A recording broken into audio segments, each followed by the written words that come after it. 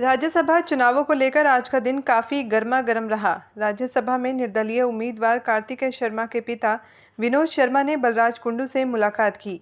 हालांकि बलराज कुंडू ने अभी तक भी अपने पत्ते नहीं खोले और वोट किसको देंगे कुछ नहीं कहा जा सकता। वहीं दूसरी ओर इनेलो नेता अभय चौटाला ने साफ कर दिया कि वह निर्दलीय प्रत्याशी कार्तिकेय शर्मा को वोट डालेंगे। इसी बीच भाजपा समर्थित विधायक होटल में हैं और कांग्रेस के विधायक आज रात को चंडीगढ़ पहुंच जाएंगे। आइए सुनते हैं क्या बोले अभय चौटाला, बलराज कुंडू और विनोद शर्मा। मेरे सामने एक बड़ी कठिनाई है। एक तरफ तो कांग्रेस है, जिस कांग्रेस ने लंबे समय तक इस देश को लूटने का काम किया, जिस कांग्रेस को चौधरी देवीलाल ने छोड़ दिया था और इसी बात पे छोड़ दिया था कि काले अंग्रेज तो चले गए थे, गोरे तो चले गए थे और ये काले अंग्रेज कांग्रेस के रूप में हमारे देश में आ गए, जो किसान को लूटना शुरू कर दिया। और चौधरी देवीलाल ने उस वक्त किसान आंदोलन चला करके, मुजाहरा आंदोलन चला करके, और कांग्रेस ने जब उनकी बात नहीं मानी तो उन्होंने उस पार्टी को फिर छोड़ना पसंद किया। जिस कांग्रेस को छोड़ दिया और जिस कांग्रेस ने षड्यंत्र के तहत चौटाला साहब को 10 साल की कैद करा दी। हुड्डा का एक बयान था पिछले दिनों, कह रहा था कि अब जो सजा हुई है वो किसने कराई है। उस हुड्डा से ये पूछो कि ये मुकदमा दर्ज किसने कराया था। ये मुकदमा भी इसी का दर्ज कराया हुआ था, इसी के फर्जी गवाह खड़े किए हुए थे। जितना पहले मुकदमे में दोषी इतना इसमें भी यही है, कोई और नहीं है। और हुड्डा ने तो जब इसका लड़का चुनाव लड़ रहा था राज्यसभा का, तब तो मेरे से टेलीफोन करके वोट मांगा था कि अभय सिंह जी, दीपेंद्र चुनाव लड़ रहा है, मैं उम्मीद करूंगा कि आप हमारी मदद करोगे। अब की बार तो मेरे से वोट भी नहीं मांगा है।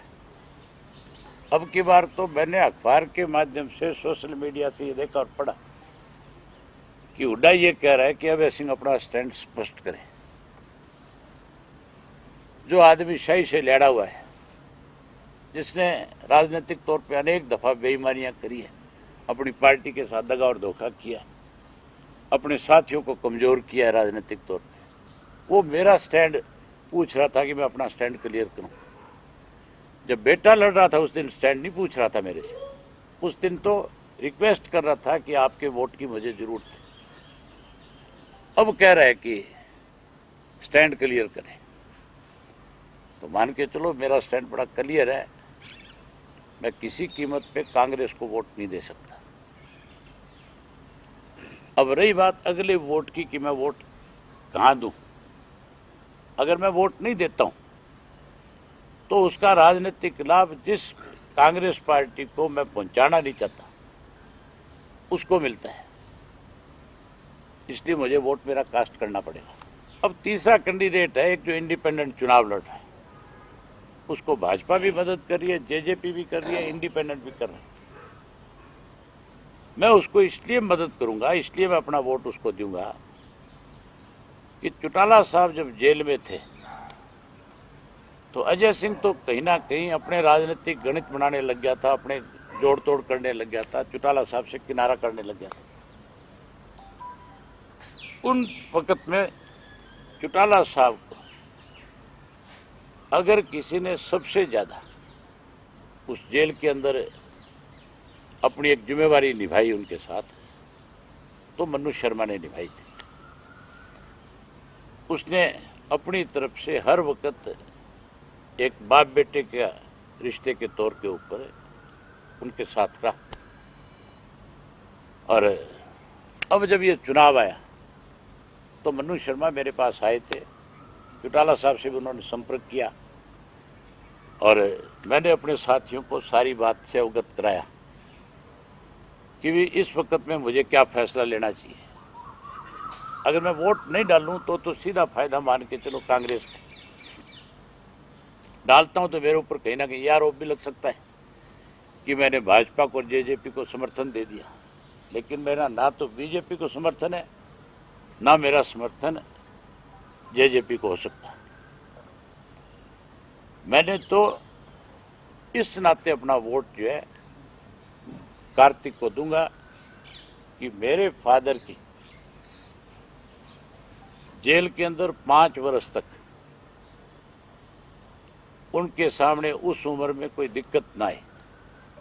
जो सेवा उन्होंने करी, जो हमारे ऊपर एक एहसान किया, मैं आज वो एहसान उतार रहा हूं कि भाई हमारी इमदाद करो, मदद करो। कुंडू साहब ने कहा मैं विचार करूंगा। क्या बातचीत हुई? देखिए, विनोद शर्मा जी का बेटा चुनाव लड़ रहा है और जब कोई चुनाव लड़ता है तो वो एक स्वाभाविक प्रक्रिया के तहत अपना वोट की अपील करने, वोट मांगने, उसके लिए संपर्क हर कोई करता है। उसी के तहत जो है ना, ये कल परसों से मेरे से कांटेक्ट हो रहे थे विनोद शर्मा जी। कार्तिक मेरे से 2 बार पहले मिल चुका है, इनके फोन आ रहे शर्मा जी के, तो आज भी सुबह से कांटेक्ट थे। मैंने कहा मोस्ट वेलकम, आइए ना। कोई मेरा आज ये घर ही है, फ्लैट मिला हुआ जब तक है मेरे पास, तो मेरे घर पे आया तो हर आदमी का वेलकम है मेरे घर पे। इसमें राजनीति अलग चीज़ है। घर पे कोई अनातिथि देवो भव हमारी हिंदू संस्कृति के अंदर लिखा हुआ है। तो वो आए, उनका वेलकम था। मैंने चाय पिलाया, उनको कहा ठीक है आपने वो किया, आपका बेटा लड़ रहा है, मैं इस पर विचार करूँगा। तो एक रूटीन प्रक्रिया के तो सब ये हुआ, और ये कोई गलत बात नहीं है। मेरे दरवाजे हमेशा सबके लिए खुले हैं। कोई भी आए मेरे घर पे आएगा तो मैं उसका वेलकम करूँगा। तो क्या उन्होंने कहा कि आप उनके पास कितना समर्थन है, कुछ इस बारे में बात बताई? राजनीतिक बात हुई कि कितना? नहीं, वो राजनीतिक बात करने के, वोट लेने के लिए आए थे यहाँ पे, और कोई बात नहीं, बिजनेस की बातें नहीं हुई हमारे बीच में।